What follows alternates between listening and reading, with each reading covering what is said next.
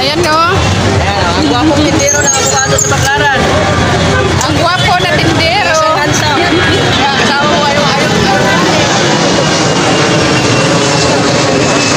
Ito yung trending ngayon. Halo-halo na avocado.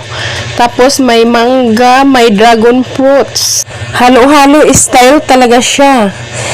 Siyempre, bago natin kainin, picturean muna natin. Kay sayang naman yung moment. Tawang-tawa kami ni Christine dahil sabi niya nga, vlogger kami. At nagpapa-shout out yung tindero dito.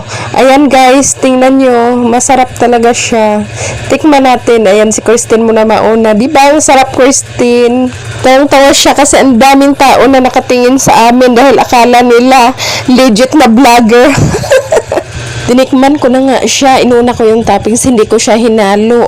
Dahil mahirap haluin. Baka matapon. Ayan, legit siya na mas. Nakita kami ni Christine sa Baclaran kaya nagkayayaan kami na itry namin ang inihaw na pusit. Nakakatakam yung amoy niya sa malayo pa lang. Amoy na amoy mo na. Kaya sino ba namang hindi maiinganyo? Kaya napabili kami. Ang sarap talaga. Kanin na lang ang kulang kasi walang kanin dito. Gutom na gutom kami kaya kulang yung isang order. Ang daming kumakain dito na mga commuters. Napapadaan talaga dito kasi hinahanap-hanap yung amoy dahil napakabango. Napadaan kayo dito. Itry nyo at tikman nyo. Hindi kayo magsisisi.